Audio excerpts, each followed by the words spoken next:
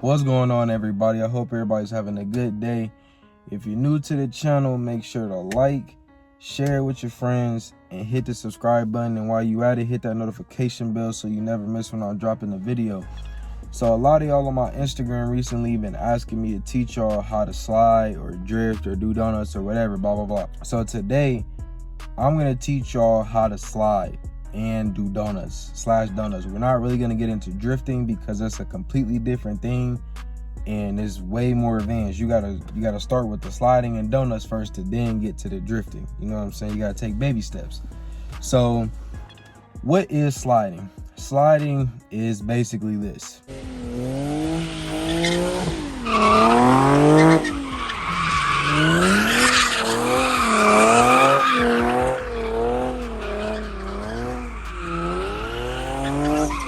And drifting is basically this.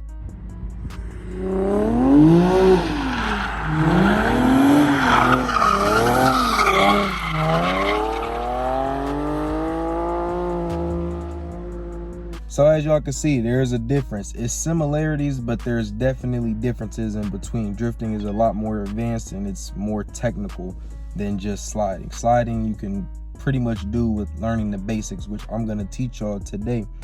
So, and it's gonna be a 3 or 4 part series. We're basically gonna step up this skill level as we go on, you know what I mean? So today we're gonna start with just the basics, just donuts, and we're gonna practice on going to the left, and we're also gonna practice going to the right.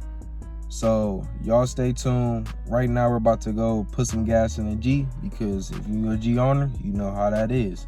So I'm gonna catch y'all when I get gas. And before we do that, let me hit y'all with a warm start because I already been driving.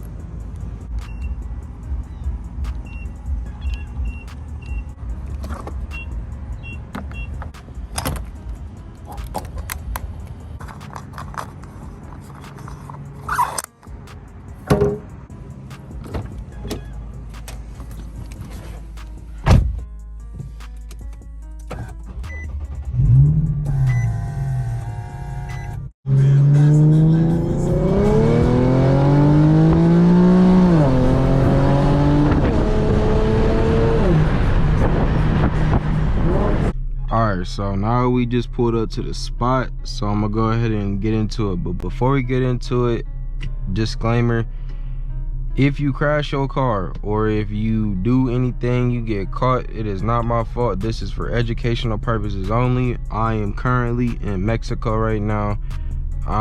If anything happens to you while trying this, it's not my problem, so don't come to me. All right. Now the second thing, I have an Infiniti G37, so in these cars you cannot just do a standard brake stand. Like when you hit the brake and you hit the gas at the same time, it'll cut power. So the way you get around that, this is a little tip for you G owners out there, this works for Z's as well. There's a plug down here on the brake at the very top. You're not going to be able to really see it, but it's down there at the top. It should be a white connector. Unplug that, but you have to make sure that you are in neutral. Make sure you're in neutral. If you're in park, it's not going to work. It's not going to let you come out of park. Make sure you're in neutral. Apply the emergency brake, snatch that out, then let the emergency brake go back to normal, put it in drive. You should be able to move forward maybe 2 or 3 feet, and then your ABS light will pop on as well as your slip light. Don't worry about that. It's not a big deal. Once you plug the connector in, it'll go away. So I'm gonna do that right quick and then I'm gonna get into it. All right, so now that that's done, the first thing you're gonna want to do is make sure your traction control is completely off. In Infinitis, all you got to do is tap that and it'll go pretty much all the way off. It's off enough to where it's not going to invade your slide. Now here's the other thing though, this applies for any rear wheel drive car. If your car has a posi, a limited slip differential, or a welded diff, this will be very easy. If your car is an open differential, like for example the G37 Journeys or the base models, it's gonna be a little more difficult, and it's gonna be, you're gonna have to make some minor adjustments. It's not gonna be as easy, but you can still do it. It's doable. I've done it before, and I'll even throw in a clip of me doing it in a journey.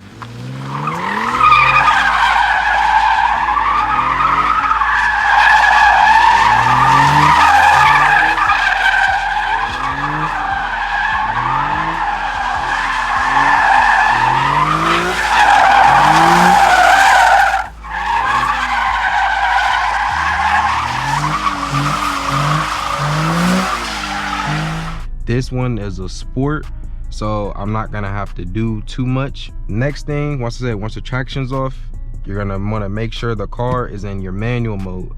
Don't leave it in drive. Your car will upshift and it will make you do some weird stuff. You'll probably crash your car, so don't do that. Next thing, safety first, you know what I mean?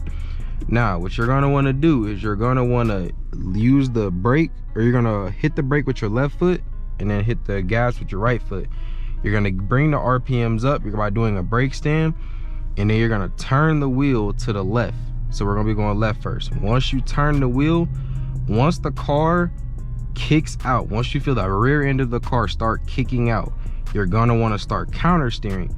Now, the basic kind of rule of thumb with this, the more gas you add, the wider you're gonna go. The less gas you add, the tighter you're gonna go.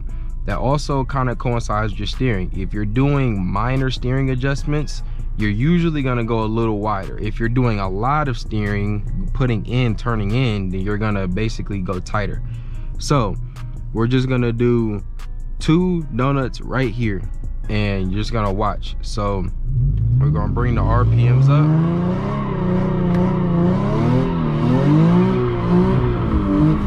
See how I just let go? It's very simple.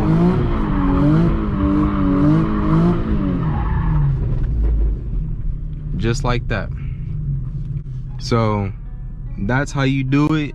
Is relatively simple. So you notice how once the car kicked out, I let go of the steering wheel slightly, and then I just basically allow the car to kind of do its natural thing, and you're just gonna do minor steering inputs to kind of correct the car. It's very simple. It's the same going to the right. When you're going to the right, it's a little more difficult, because when you're going to the left, you sit on the left hand side, so you have points of reference. You also have points of reference with the right. Usually what I like to do is I like to treat the right front wheel as if that's where my driver's position is. So I can also, like when you're going to the right as well, it's a little more difficult, but the kind of benefit is you're sitting on this side, so you can see how close you are to things. It's kind of hard to judge though on this side, but the concept remains the same.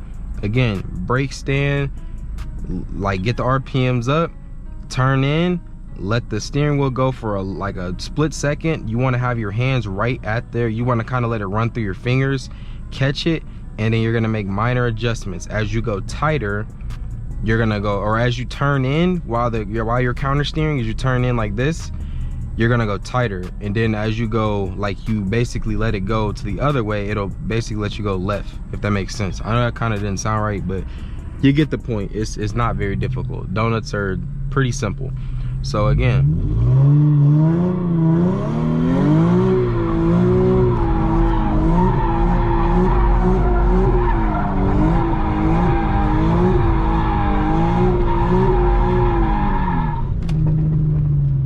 very simple. All right, so there y'all have it. That's how you do donuts, going to the left and to the right. There's the car, 2013 G37 Sport. So yeah, like I said, y'all gotta get practice with it. The hardest thing is learning to, I would say one of the hardest things is learning to get your body conditioned to basically going sideways, because you were never taught that in driving school, how to, drive the car sideways at angle. You're not at a lot of angle when you're doing donuts, unless you're going really, really wide. But it's pretty simple. Go get practice in, come out to a spot like this in Mexico, find you a nice either private lot, or go to Mexico or to a track, and then just practice. I mean, that's the only way you're gonna get better at it. I'm gonna show y'all in the next video how to transition and do figure eights. All right, so that's the next video. Y'all be on the lookout for that. And yeah, appreciate y'all for coming to tune in for this. Like I said, like, subscribe, hit the notification bell, share with your friends. And yeah, I'm gonna see y'all in a little bit.